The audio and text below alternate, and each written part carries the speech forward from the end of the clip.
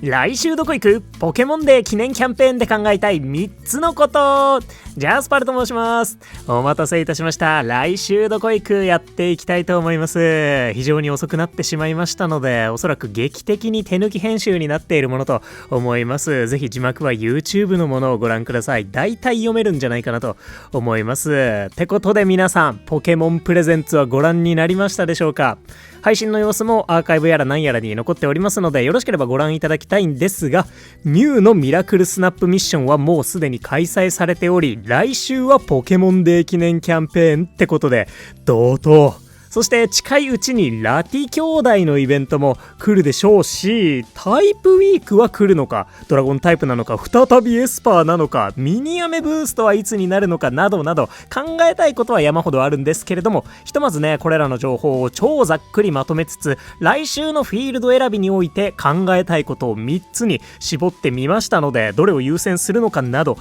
えていきましょう。それでは参ります。ということで、まず来週何があるのか簡単にチェックしておきたいと思います。来週はポケモンデー記念キャンペーンボリューム1とグッドスリープデーとミュウのミラクルスナップミッションがございます。これらがね押し寄せてきているので、ちょっと考えるのややこしくなってるんですよね。で、まずポケモンデー記念キャンペーンはポケモンスリープに登場しているすべてのパートナーポケモンがピックアップになる、そんなキャンペーンです。いわゆる御三家ポケモンですね。御三家ピックアップ。関東、譲渡、宝円、パルデアの御三家が進化後も含めてピックアップされているので、厳選もさることながら飴集めに特に有効なキャンペーンだと言えるかと思います。そして睡眠 EXP1.5 倍、全ポケモンのスキル率 1.25 倍、スキルレベルプラス1、料理エナジー 1.25 倍、睡眠タイプごちゃ混ぜのボーナスがあります。キャンペーンの詳細はこちらの動画後半部分をご覧ください。そしてグッドスリープデーも重なります。月火水の3日間グッドスリープデーとなりますので、眠気パワーのボーナス、睡眠 EXP のボーナス、スリープポイント、未発見寝顔の出現確率アップ、ピッピ族のピックアップも重なります。そして睡眠 EXP のボーナスは残念ながらキャンペーンのボーナスとは重複しないため、月曜日は睡眠 EXP2 倍、眠気パワー 1.5 倍、火曜日は睡眠 EXP3 倍、眠気パワー3倍、水曜日は睡眠 EXP2 倍、眠気パワー 1.5 倍で、木曜日以降はキャンペーンの睡眠 EXP ボーナス 1.5 倍のみっていう感じになってます。ちょっとね、ややこしいんですが、とにかく来週は睡眠 EXP がいっぱいもらえるし、週の頭から眠気パワーも増えるので、ポケモン8体ラインを目指しやすいっていう感じになっております。そしてミュウのミラクルスナップミッションも並行して開催されております。ボーナスとしてはミラクルスナップの飴 1.25 倍、ミラクルスナップのリサーチ EXP1.25 倍、ミラクルスナップの夢のかけらプラス1000となっておりまして、ミラクルスナップは1日1回目のリサーチのみ発生して、毎日最低1枚はミラクルスナップが集められるみたいです。コメントでね、1回のリサーチで5枚ゲットされた方なんかもいらしたので、早い方では本当に来週中に25枚のミッションをクリアしてしまいそうですね。集め切ったら何が起こるんでしょうか。またミュウのミラクルスナップミッションは眠気パワーが高いほどミラクルスナップが集めやすいらしく、寝顔のレアリティも高いほどミュウが映り込みやすいらしいので、とにかく眠気パワーをいっぱい稼いだ方がいいっていう感じになるんじゃないかなと思います。もしかすると寝顔のレアリティが高くなりづらい EX は若干不利な可能性も考えられるのかなとは思います。毎日最低1枚は必ずミラクルスナップを集められるみたいなので、割とどこのフィールドに行ってもいいのかなとは思います。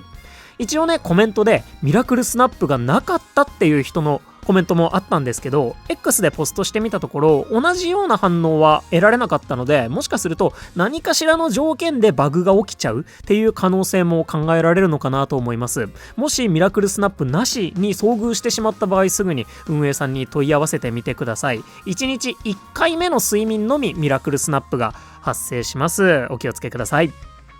てことで、ポケモンデー記念キャンペーングッドスリープデーミュウミッションと、あまりにもねボーナスも盛りだくさんすぎるんですが、何を考えればいいのかっていうのをね、これを超ざっくりまとめると3つになりました。来週のために考えたいこと、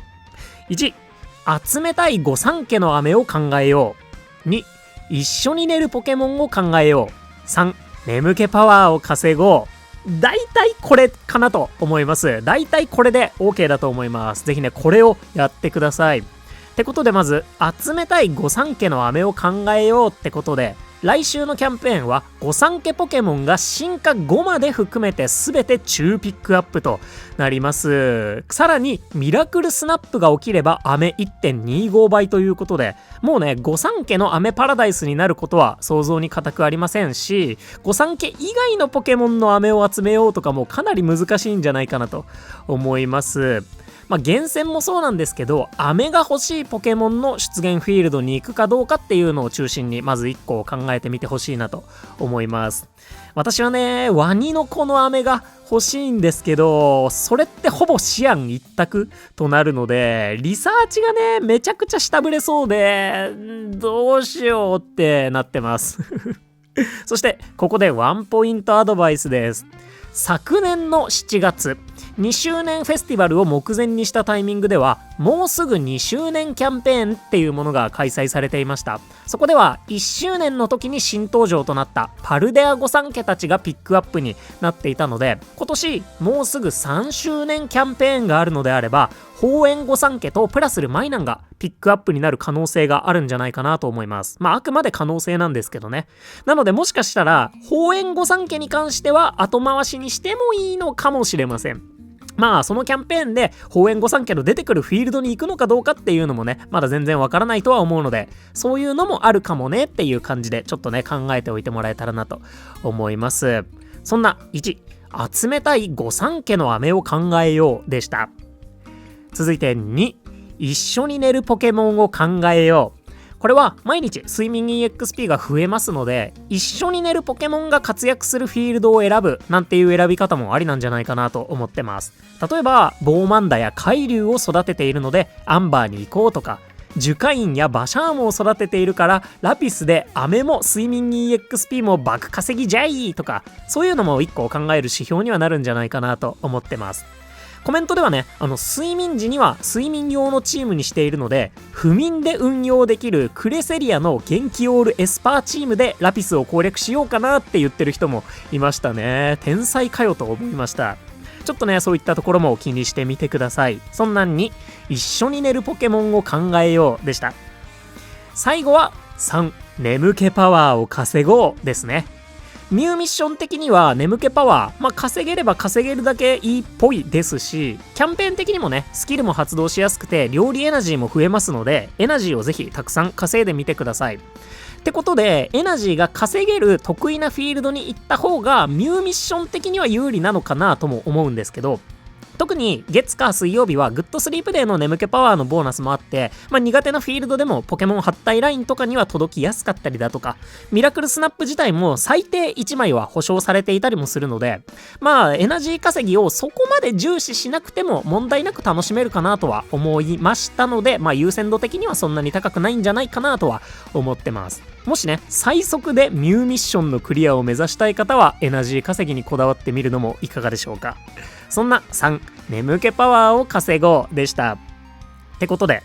1、集めたい御三家の飴を考えよう。これはキャンペーンを特に重視するような選択肢になりますね。そして2、一緒に寝るポケモンを考えよう。これはじゃあグッドスリープで重視ということにしましょうか。そして3、眠気パワーを稼ごう。これはミューミッション重視っていう感じで、このどれに魅力を感じるのかっていうのをフィールドを決める際の割合をね、考えてもらえたらなと思いますね。先ほどもお伝えしたんですが、パルはワニの子探しと飴集めがしに行きたい本命ではあるんですけど、せっかくねエナジーの稼ぎやすいキャンペーンでリサーチが下振れやすいシアンに行くのはちょっと怖いなという気持ちでは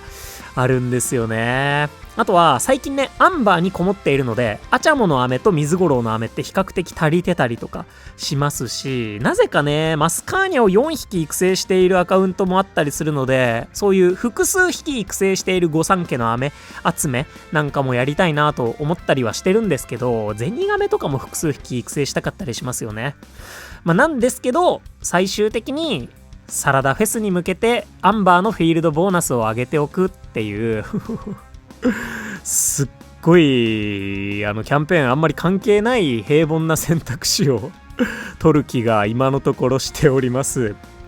まあね、これから先のイベントスケジュール、特にラティ兄弟イベント次第ではサラダフェスだったりカレーフェスが昨年と同じようなタイミングで行われないという可能性もね考えられるので、まあその時はその時ということで、そこはそこでちょっとね念頭に置いておいていただけたらなと思います。で、今回のこれを踏まえて全フィールド解説の動画も作るつもりなんですが、もうあまりにも日曜日ですので、一旦この動画はこの動画で分けて投稿しようかなと思います。編集もねごく手抜きになっているかと思うんですけれども、爆速で全フィールド解説の動画もなんとか今日中にアップしたいなと思いますので、よろしければグッドボタンで応援いただけますと幸いです。そんな来週どこ行くポケモンデー記念キャンペーンで考えたい3つのことでした。皆さんはどのパートナーポケモンの飴を探しに行きたいでしょうか。コメントお待ちしております。それとミラクルスナップになったポケモンにチャンスがつく確率って高かったりとかしてませんかね私本当に昨日たまたまミラクルスナップになった3匹全てにチャンスがついたんですけど、この動画なんですけど、コメントでちょっと聞いてみたら確定ではないと、で私はそうではなかったよというコメントも多く寄せられたので、ちょっとね昨日今日の2日分の感覚でしかわからないとは思うんですけど、チャンスつきやすいかどうかお聞かせいただけますと幸いです。そういう効果があったらねイベントに書かれてるんじゃないかなとは思うので、本当にたまたまだったのかなと思うんですけど、たまたまにしてはとんでもなく薄いところ引いたなと思うので、ぜひお聞かせいただけますと幸いです。それはそうと皆さんにチャンスがつき散らかすことを願っておりますし、ミュウも映り込み散らかすことを願っております。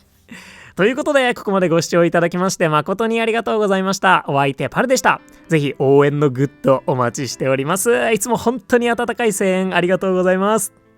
それではひとまずキャンペーンのことは整理して来週楽しんでいきましょう。来週も元気にいっ